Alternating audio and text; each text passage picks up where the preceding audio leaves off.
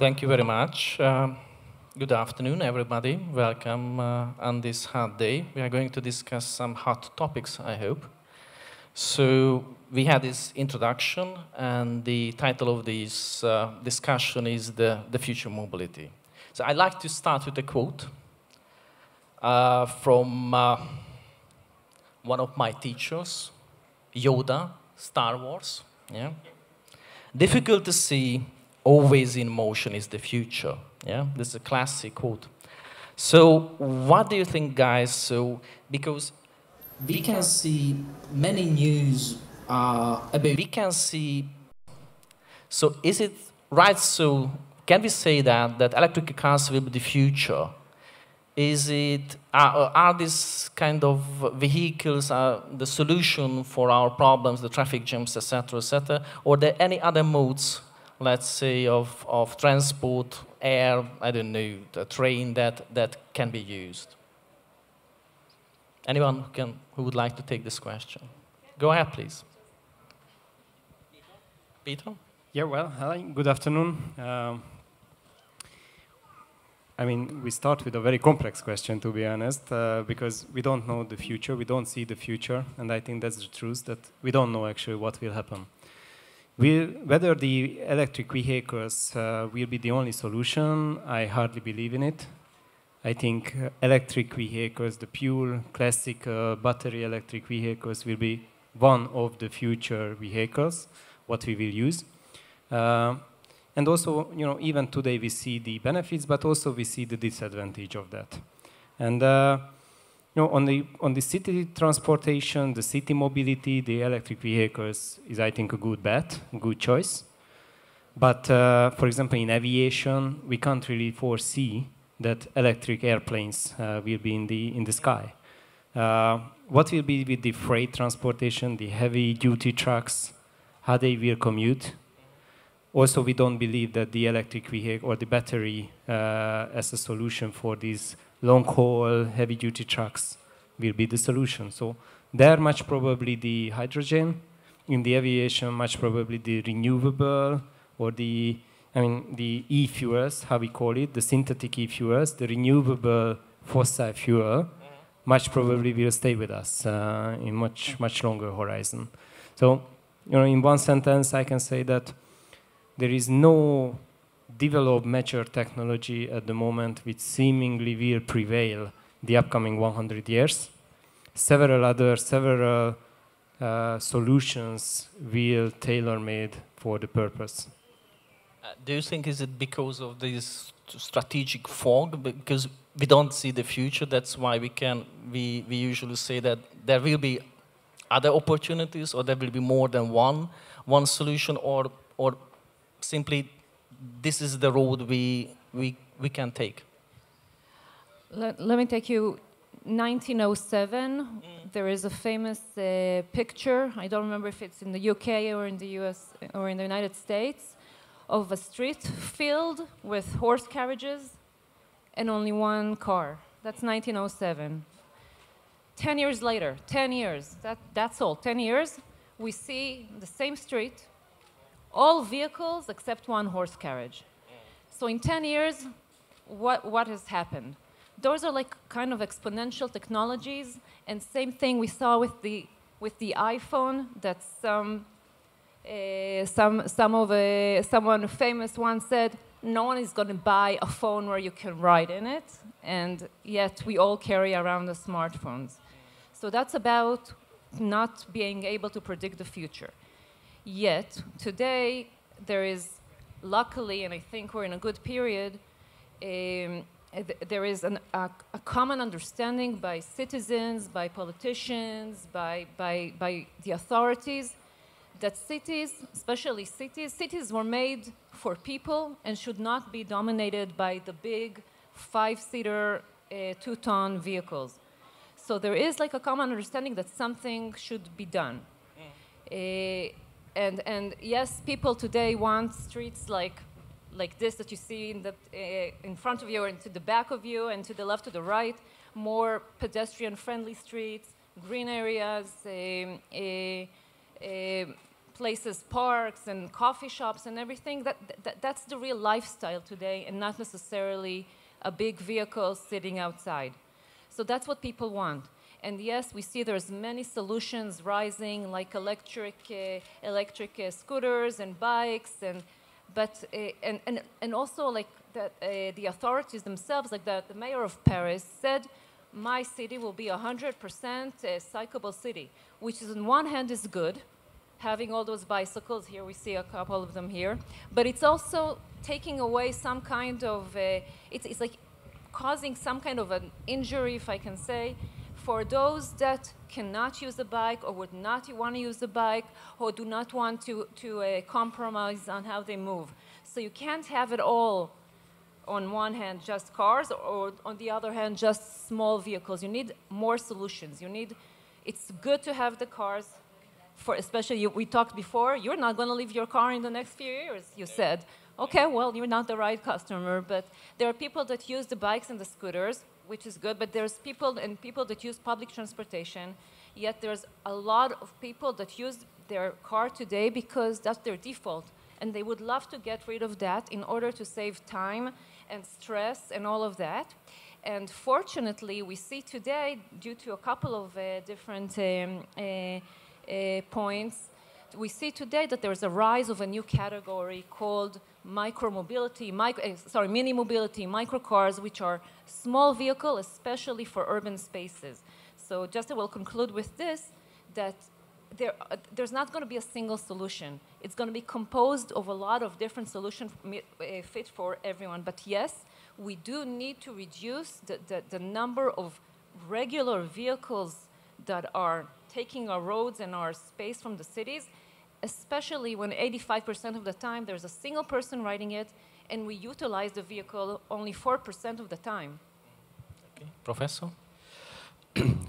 Well, let me start, first of all, to say thank you to the audience for coming here and actually in this very heat to listen to our discussion. Also, thanks for MCC for inviting me to be here on stage and participating in this very interesting topic. I have been to Esztergom last time 25 years ago, 220 kilometers from Vienna.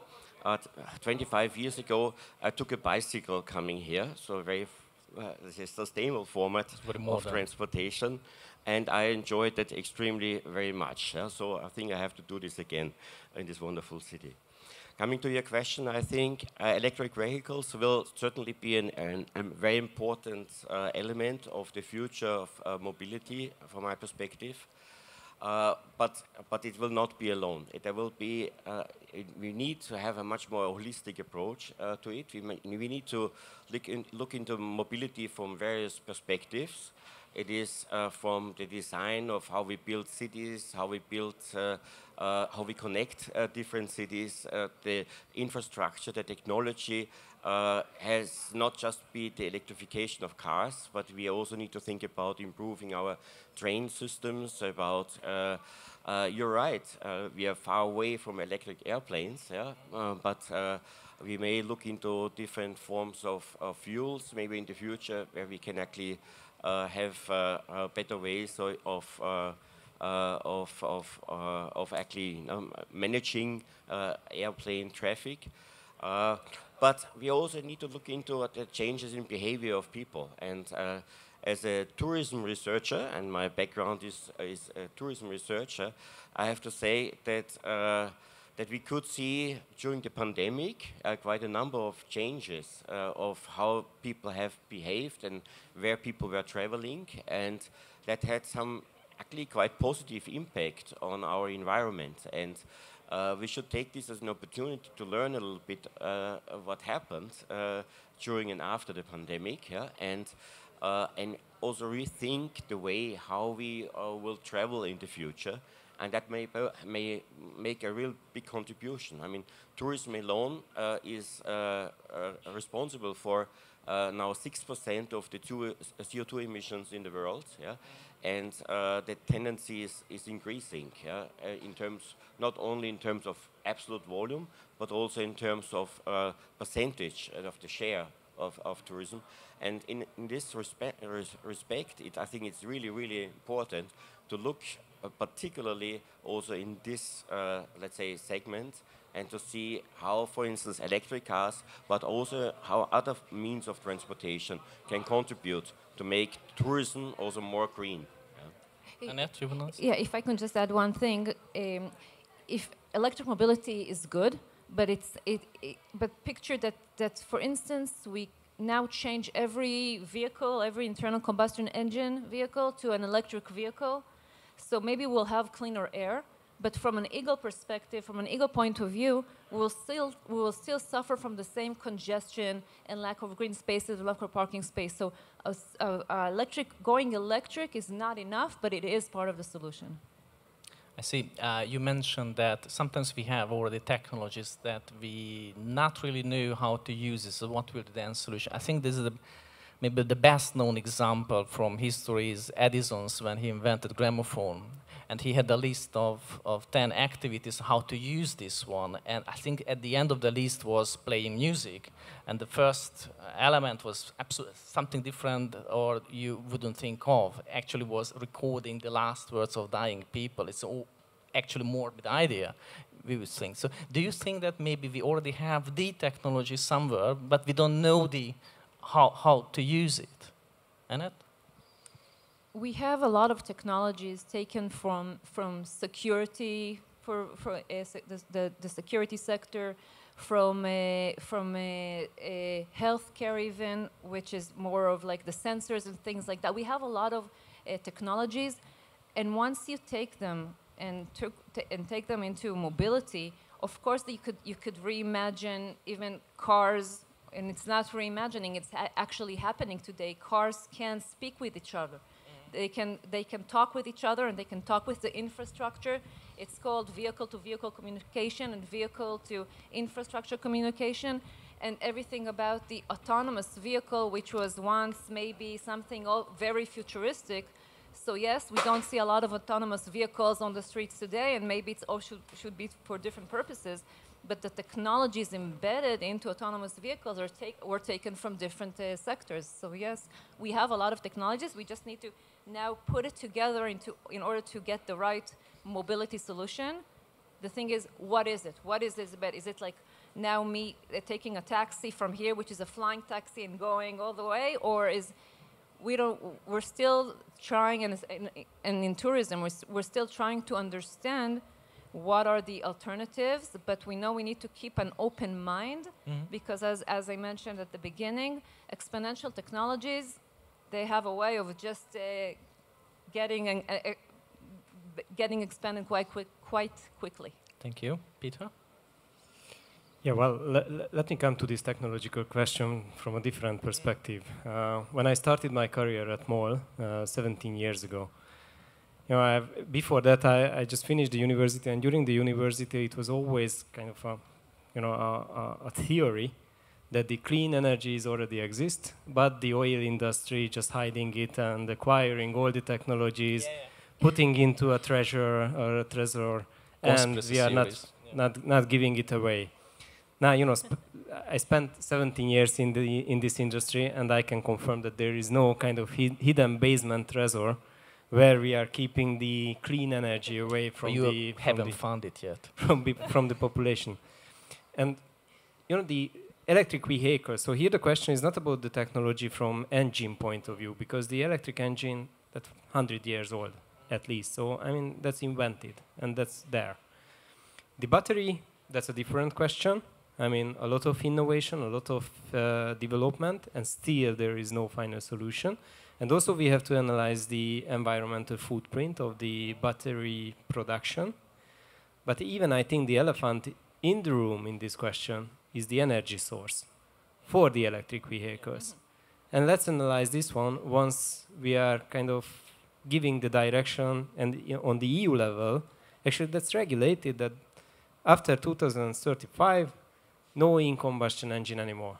No new in-combustion engine cars would be able to sell.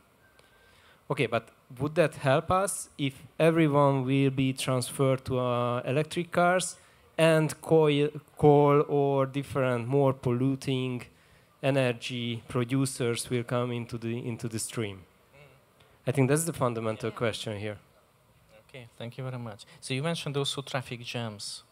There's a famous quote of an American comedian who once said that cars were invented, as a convenient place to sit out traffic jams. So basically, that's sometimes we do have this impression. So can we offer some solutions for traffic jams in the future? I mean, it's a proper solutions?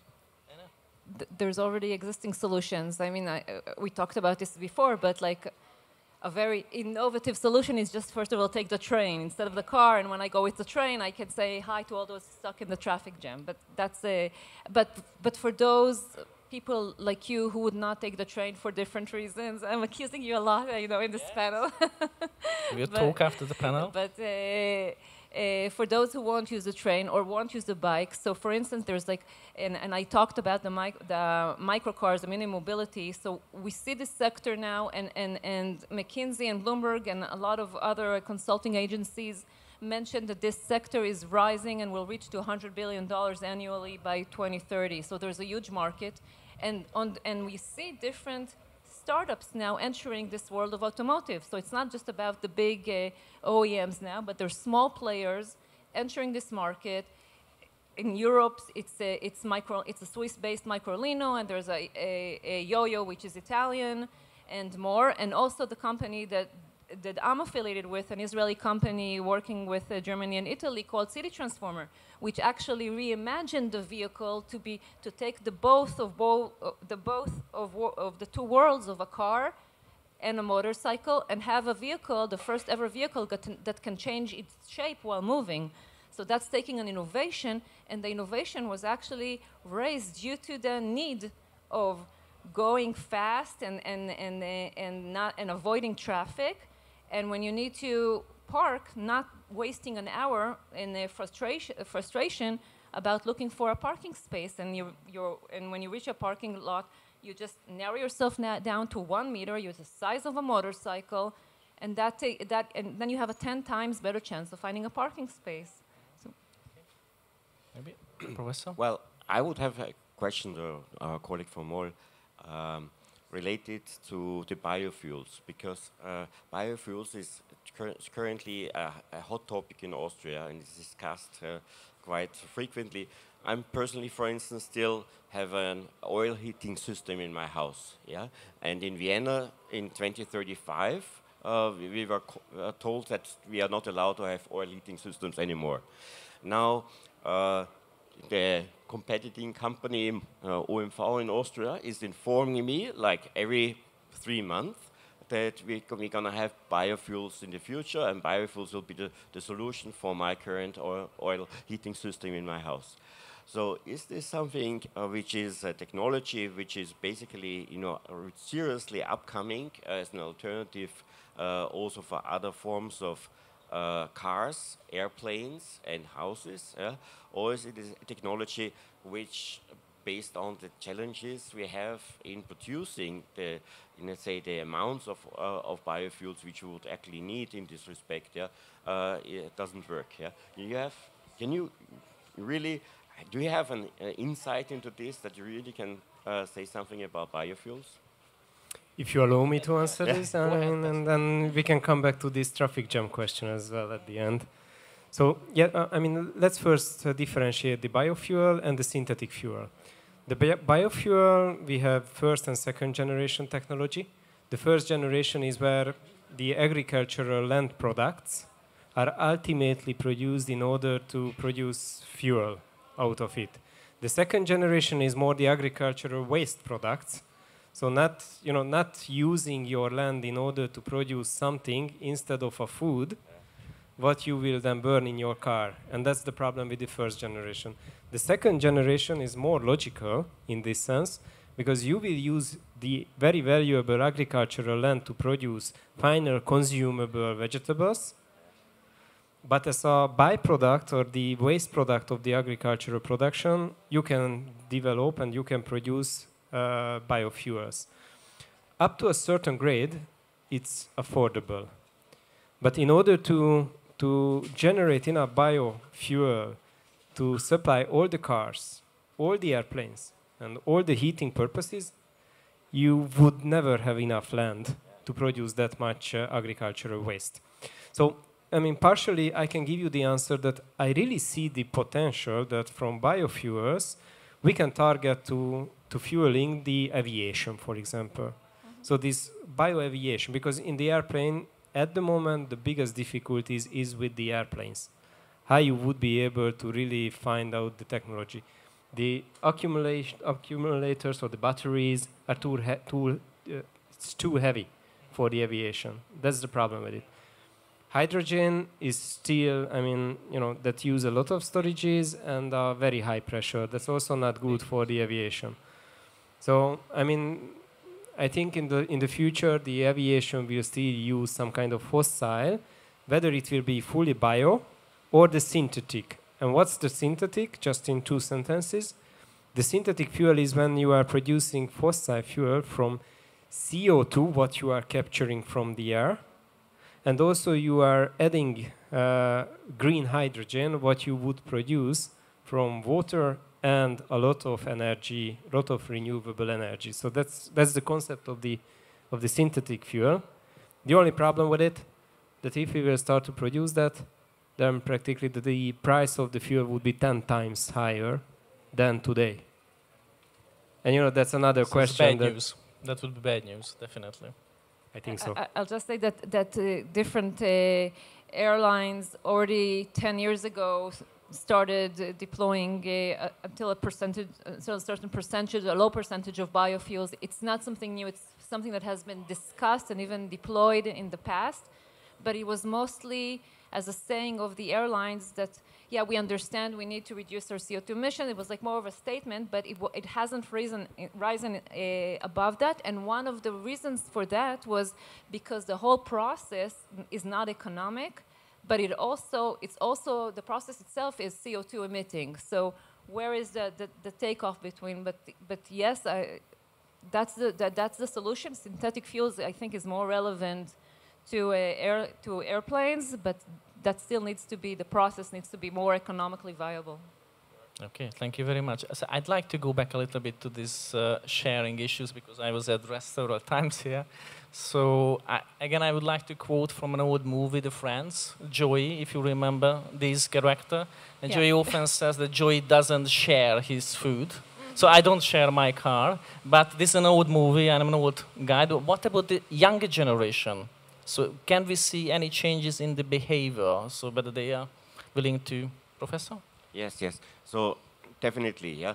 So we can definitely see that the younger generation is much more open to sharing technologies on the one hand side, but also in changing their behavior in general. Yeah. So a lot of young people in cities, in various European cities nowadays, don't even have a driving license anymore. They grow up in an environment which actually allows them to use different forms of mass transportation combined with sharing opportunities, whether these are sharing scooters or sharing other forms of ways of, for instance, electric bikes, yeah, of getting around the city.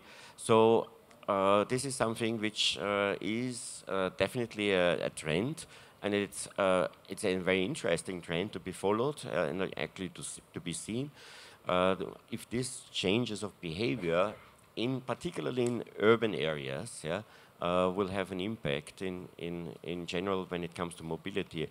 What are the problems? The problems are more in the rural areas, yeah, where we do not find so many of these type of technologies, where we also have a lot of limitations. For instance, in Austria, where tourism is a very important economic factor, we have various tourism regions where tourists arrive by train, but then from the train station to the hotel, yeah, they have a problem. Yeah, so the famous last mile for the tourists actually to get to their tourist resort is one of the big challenges, where also sharing, let's say, cars or sharing forms of transportation may play an important role in the future. Yeah, and I'm definitely think it's one of these several elements which add up to, let's say, more sustainable forms of mobility of the future. Okay, thank you very much. Peter, if I remember correctly, the MOL company does have this car sharing service. MOL is the name. So can you say about the experiences, what kind of trends you can see there? Yeah, sure. And I mean, I try to answer some of the questions what you have already raised here. So, and try to sum it up my kind of opinion here. So, on one hand, yes, I think the next generation, the younger generation, the Generation Z and the Alpha, I mean, they, by their nature and by their age, and also by their wealth situation, they would be much more open for the sharing culture. That's what we see even in the MOL registered customer base or user base, that 80% of our active customer base is practically below 30. I mean, they are very adaptive to this new technological solution, and also they are somehow forced to use it. They can't allow to buy a new car. And this kind of solution is convenient for them. The traffic jam situation and also the usability of these sharing vehicles. And don't forget that the public transportation is also a sharing vehicle. So that's part of the sharing economy. And that's practically exists, I mean, 100 years at least. So, you know, what I see that in order to avoid the traffic jam, in order to make it more convenient for the next generation or even for the older generation, the usability and the intermodality of these different solutions would be extremely important. So, I mean, even today, even in Budapest, you have to download several applications, you have to register yourself in several applications, you have to register your bank card in different applications, and then you have to switch between applications in order to find out where the next roller or scooter is, where the next bike is, where the next car is available, and also you have to check when the next train or bus or subway will come. I mean, you know, these are not convenient solutions. And once you will be able to manage this, and also the city regulation or the municipality regulation will develop a lot towards to that direction to make your life easier when you would like to switch between solutions, where you park your private car, how can you get into the public transportation, and close to your final destination, how easily you can find the bicycle or the scooter or the car sharing vehicle. Anna, please. I'll comment on a few things. So first of all, regarding what you mentioned, there's like this, now it's called like a super app or a marketplace, that under it is all the applications of the different mobility players. So all you have to do is say, I want to go from point A to point B, and it tells you, okay, if you want to go that, then you take this, you have the options of taking a bus, a train, a scooter, a shared vehicle with the different companies showing you everything, the price, and then you choose. So it's automatically, you don't have to register to different platforms, but it's all under a same platform. That's one thing. The other, regarding the questions of the sharing, so the sharing is something, first of all, today, this generation and probably the next, but this generation cares less, the young generation cares less about a branding. They're not interested in those, whether they drive a Mercedes or a BMW or whatever. They don't mind what they drive. Actually, they will be preferred to even someone taking them, and not necessarily what the brand is about. They would rather spend their time not behind the wheel, but in Instagram and Twitter and all of that. So they are very much open to the sharing economy. The other thing is that we do see, like you mentioned, there's a very a huge decrease in the number of people, young people, that getting their driving license out. So for instance, in Munich, there's only 50% of the people in the city have a driving license, new driving license. So that's a huge number. And it's a lot in other European countries, the same number. So there's less interest of owning a car. There's less interest of driving a car. And yet, for those that are driving, they don't care about the brand. They just want to get from point A to point B as fast as they can, no matter what it is. And we see it in the car, when in the car sharing, you don't mind what you take. In car sharing, you don't mind if you take a Mercedes or a Smart. And the funny thing is that there's more people would like to take a small vehicle because it will help them get better from point A to point B. The last thing about sharing is that the whole sharing opened up a new business model, which is not just on-street sharing where you say, okay, I want to take from here, from this street to the other, but bringing, which is referred to the first mile, it's bringing the shared mobility to the 0 mile. So from your parking lot, if you live in this big residential building or work in this commercial estate, then from this you will order a car from the parking lot, and which will have a fleet of that specific building or closed compounds. So that's like a new business model, taking the sharing now not on the streets but to closed compounds and giving it as an amenity. So it's even for hotels that want to attract tourists. Today, some hotels offer scooters. Some hotels want to offer some kind of small mobility solutions. And also for big corporates, you want to give your different workers ability for corporate car sharing, but not necessarily big cars, because again, we're going back to the point that 85% of the time we're just one person. Okay, Professor? I also want to comment on this very important aspect you mentioned, the interplay between the various systems, yeah? And that people are using different forms of transportation, but these type of systems have to talk to each other and have to understand to each other in order to provide an offer. And as a matter of fact, there are only two solutions. I mean, the one solution would be that we have one universal system or one supplier who takes care of everything, yeah? Which I think is very unrealistic when we consider Europe. Europe has different languages, has different cultures, has all. The plurality of what we are offering in Europe we are very famous for. We are very proud of this, and I think that what we on the other hand need, and that's what makes it so important. This recent initiative of the European Union related to open data spaces, yeah, that we really provide open data interfaces which allow the various systems to talk to each other, which then makes it much easier to book, for instance, a train ticket from Budapest to, let's say, Milan than it is nowadays, yeah? Where we have so many different train suppliers which have obviously difficulties to really align the information, yeah? Okay, thank you. Peter, you mentioned applications, the issue of applications. This is basically infrastructure that we are using, is an internet, but we also have a physical infrastructure.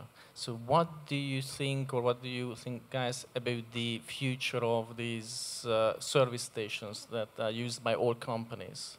Because, I mean, back then, I mean, it was a very simple business. So there's a famous quote again, this rise early, work late, and strike oil. And that was the business of the old companies. What about now? Yeah, well, I mean, first of all, you can see here as well the fresh corner. So that's practically fairly representing our strategic directional changes towards to the customer goods retailing. And you know, we started from a traditional fuel retailing. Now actually we are focusing more to the customer goods retailing, and that's part of our strategy. In this region, in 10 countries, 2,400 service stations we own and we operate. And that's a large network from the North Sea to the Adriatic and also to the Black Sea. So in these 10 countries, I think we are fairly representing ourselves, and also we are giving a quick access to the customers wherever they are going. And you know, whatever technology on the mobility side will come, let it be even the autonomous vehicles. And by the way, that was the original thought why we started to build up the car sharing. because we believe that the autonomous vehicles will come, probably not in the upcoming 10 years, but somewhere down the road that will come. And we have to learn the capabilities in order to manage it. But one thing is sure, that no matter whether it will be electric, whether it will be hydrogen, whether it will be a different source of energy, but the vehicles would need these energies. And we would still keep this profile that we will sell the energy for the cars, and also we will sell the goods for the customers who are sitting in the car. And you know, from this point of view, doesn't really matter that what car you will drive. You would like to stop to drink a good cup of coffee or eat a hot dog or just to use the toilet. But from this point of view, these locations, these physical real estate, what we own, would be strategically on an important locations in the future as well, next to the road. I mean, that will be true up until the flying vehicles or the teleportation will not come. But I think that will come even after my career life. So even my successor will solve then that question. Okay. No, I just want to add, the autonomous cars, I think, will need even more energy than the current cars. For all the electronics which they have in the car, and it also needs energy. Yeah, I mean, that what you mentioned reminds me of an old story from the founder of the McDonald's. Once he asked the audience, what do you think McDonald's is, in what kind of business we are? And the audience answered, the hamburger business. And he said, no, it is the real estate business. So it's basically this, I wouldn't say that much, but that is very, very similar answers. So the business model is changing, right? No, absolutely. The analogy is very much the same. That you know, we have, as I told you, we have this 2,400 service station, and also the number is increasing. And it's not by fortunate, because we believe that what we need to understand, that what the customer wants. And for that, it's even more important that we have a very good loyalty, digitalized loyalty scheme. We are collecting data, we are analyzing the data, we are trying to promote them different personalized offers, and we have this try and error type of offer development as well. And these locations would be strategically on an important side. And if that will be a e-grocery pickup point in the future, then it will be an e-grocery pickup point. But somewhere you need to stop by, and these locations could be very much purpose-driven locations. Okay, Annette, maybe? Okay. So, so you mentioned also this phasing out, which was basically announced by the European Commission by 2035, if I remember correctly. So do you think that all these old companies are, or the industry is prepared for this change? Because I can see some of the, let's say, quotes, maybe, yeah, if I remember correctly, from the Italian Prime Minister who complained about this. So do you think that there's a chance that it will be somehow postponed, this deadline? I mean, I don't know the answer to this later one, but the answer to the first question, obviously I don't know all of the industry players' opinion, but my honest answer that no one is really prepared for that. I mean, we don't even understand that how we would be able to fulfill these requirements. For that, we need to develop, in Europe, we need 4 million charging points or so. And also, we need to really replace the majority of the fleet. How that will be solved, how the electric grid network will adopt to this charger capacity, how the energy sources we would be able to develop further in order to supply that much electricity. I mean, even the car manufacturers are not just trying to refitting their production lines and their factories. Yeah, there are newcomers as well. I think that's good for them because they can be the disruptor on this because they don't have historical investments. But how this whole will change, how 400 million customers' commutation will be solved, and no one understands the consequences. Mm-hmm. But that's what the European politicians decided, and up until they will not change their mind, what, by the way, can happen. So it's also not written in the stone. So the European Parliament, the European Commission, they can again vote for a prolongation. Okay, you have something in mind? But I think you're looking at it in a sense as business of usual, that every one of those vehicles will be an electric vehicle, and then you can say, how do I get such infrastructure and such energy and everything? And I think that the future is a little different than that. I think we're going to have less vehicle, less energy demand. For instance, like, you know that our city transformer vehicle weighs, the whole vehicle weighs the same as the battery of a Tesla. So just like putting it on a scale. So how much energy do we need to move a single person from one point to the other? Do we need 4 times more energy? So, and again, I think that the future is not solely about car ownership, because that the sharing economy is rising, because the EU regulation is pushing towards reducing CO2, because now citizens also are looking into the different, as I mentioned in the beginning, lifestyle of freeing also the cities from big cars in the middle. And yes, because we see movement of the politicians and the authorities saying, okay, we want to make our city mobility friendly, not car friendly, but mobility friendly. And mobility is not just about vehicles, it's about other things. So I think that it's good. I even encourage the EU to put that 2030, 35 target, because it will make us rethink about what is mobility, and it's not just the energy of the vehicle, but it's the energy of the whole system, and that's what we have to reduce. Okay, Professor, before giving the floor to you, I would like to add another question too. So you mentioned that you did research on the changes in behavior of younger generation. Could you look at maybe at the differences between the West and the East in the European Union? So there are some differences there too. I don't know. Let me first comment, because I would like to say something about that, because I think it's very important. I think this was a very strong political decision by the European Commission on one aspect of mobility, as a matter of fact.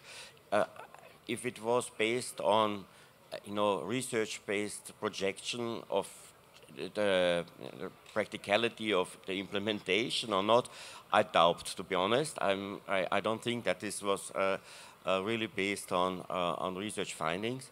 But I want to say, on the beginning we said, mobility, the future of mobility is a holistic topic, and I'm very much in line with what you say. Is what I lack, what I don't see by the European Commission, to make similar strong statements in other areas as well. And maybe at the end, it may not be necessary to do such a strong statement in just one area if you would do actually similar statements in other fields. Just to give you an example, like as I mentioned, like one of the most important mass transportation systems we have in hand are the trains. And the train transportation in Europe really sucks. I mean, like, to be honest, for a continent like Europe, where it is absolutely impossible to travel in one ride from Vienna, let's say, to Madrid, because you have different track systems, you have different electricity, and you have even different traffic lights. What is a green traffic light in Austria it means go, and it means in Spain that the driver has to stop the train, as a matter of fact. So we have different systems in place where the European Commission is not doing anything, or at least not enough, in order to really support mass transportation in a different way, how we would actually need it in the future.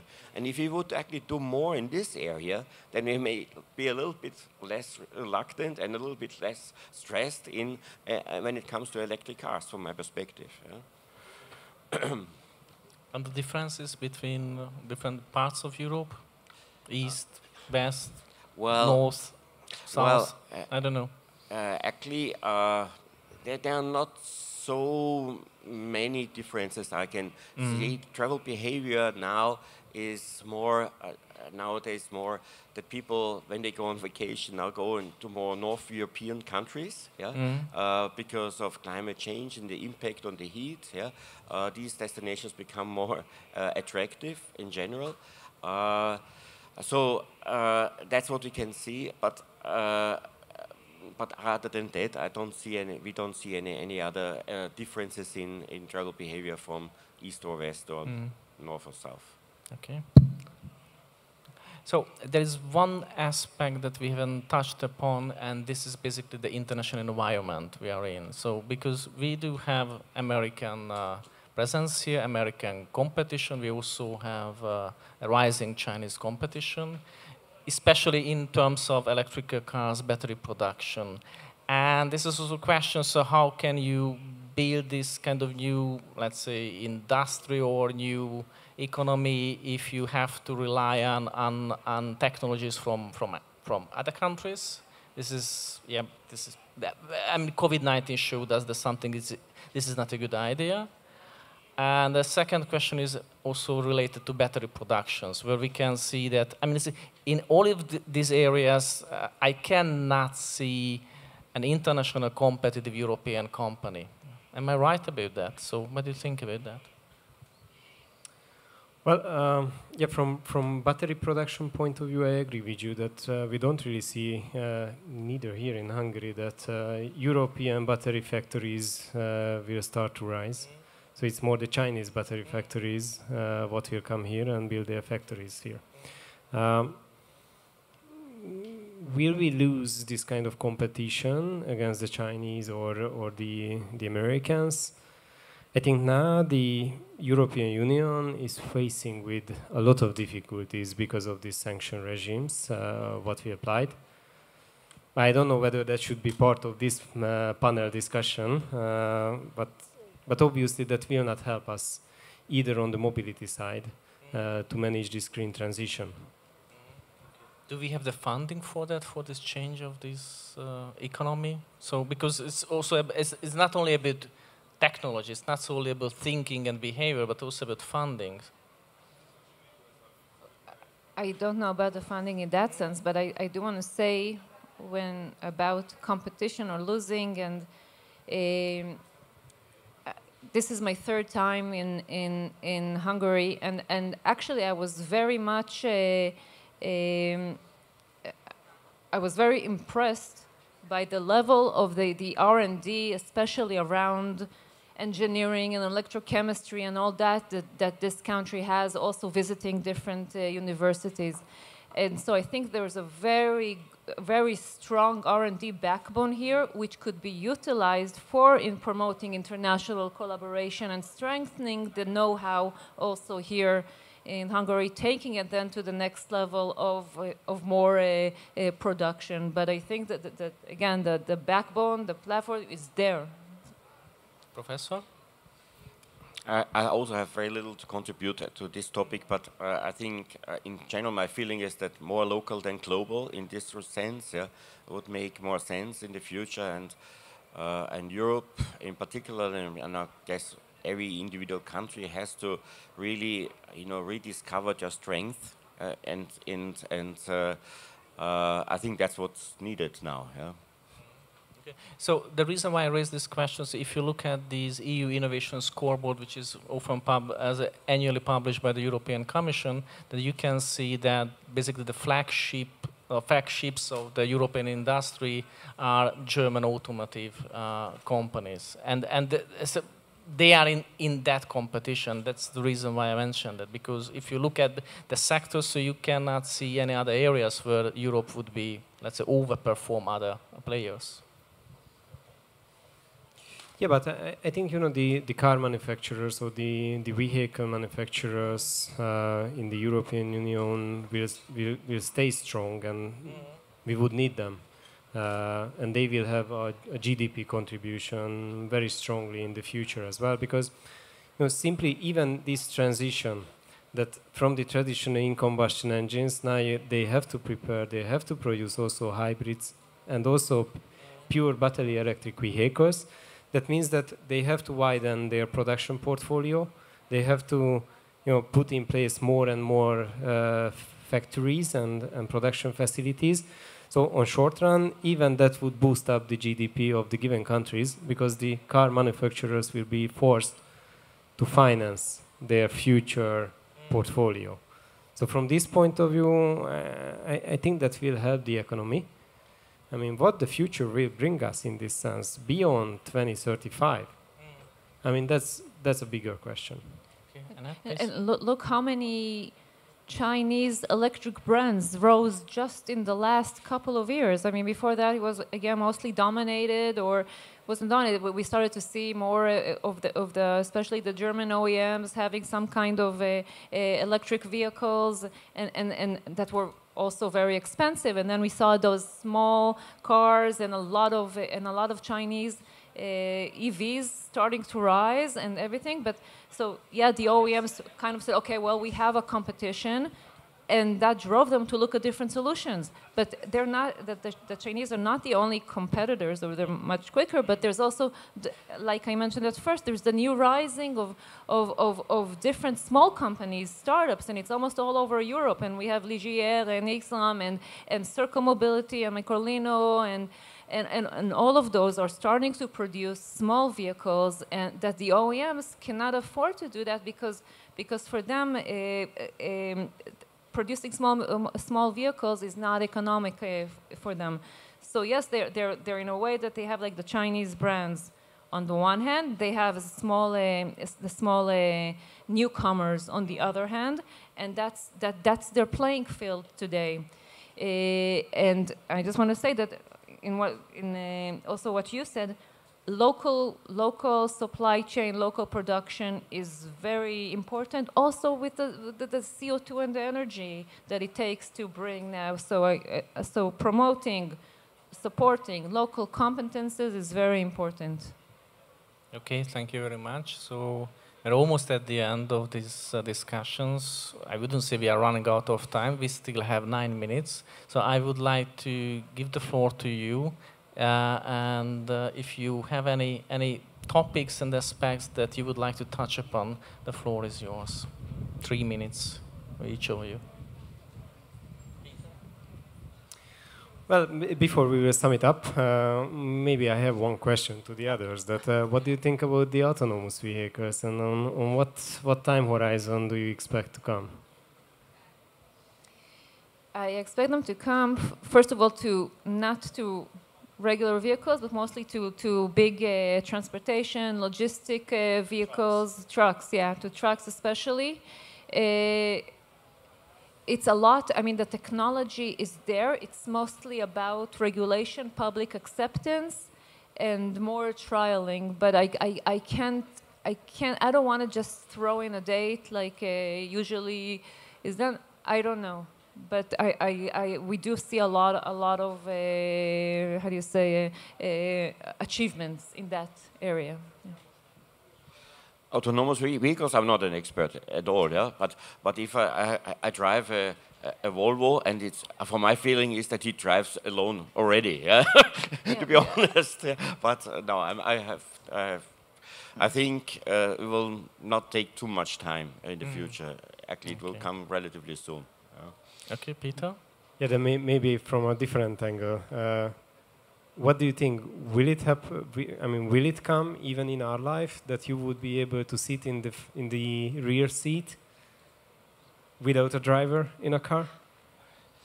Well, I'm not so sure if I would sit in the rear seat, but I could imagine that I would, do other things during driving. Yeah, just read a newspaper or watch a movie, or paying less attention to the traffic that I do now. That the idea that you sit in the back and that car drives, without you having any chance to have control, I think that's for sure not because of the lawyers, I guess, because of legal issues. So that's the reason why. It's not just legal issues, but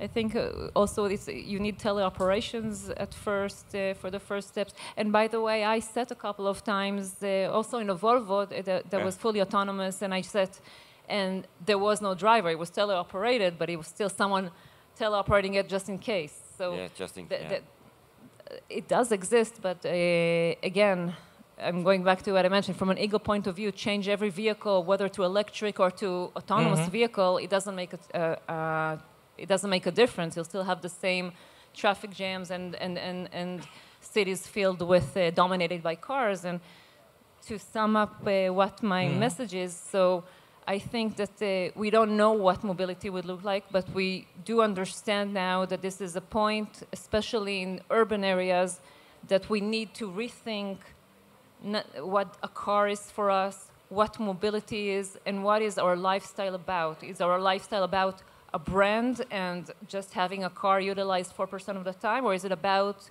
less headache and less frustration and getting from point A to point B in a much faster way? And look at the car as a suit, not as something that fits the size that you need. That's okay. Thank you. What are your messages, guys? Message. One thing is change of behavior. One of the things which we did not talk so much today was about the impact of more home office, more let's say home office abroad opportunities which we can see now. And actually, which also something which brought the pandemic to us, and the impact on mobility is huge. We should not underestimate this. And since one of the big proportion of mobility is commuting of people, and I think that this will play an important role in this entire strategy of the mobility of tomorrow. So we need more research in this area. We need to, continuously understand the change of behavior and the willingness of the people of changing their behavior. And we also need this research for making adaptations in laws and regulations we have. For instance, in allowing more home office opportunities in certain industries, in certain professions or fields. And I think that will have also a huge impact on the mobility of tomorrow. You talked about the change in behavior, but should we shouldn't we people educate in that sense? So I mean, should we wait for the change, or we should push for the change? Push, It's a harsh word. I know. Harsh word, educate. But I think in providing examples how it works and is important. So case examples, or let's say communicating transparently about it. It's very important. And as I said, I think we have to have also politicians who are willing to be flexible and to adopt the regulations and the laws which exist and which sometimes prohibit actually this type of changes. Okay, thank you. Peter, the last word. Yeah, I mean, just quickly summarize.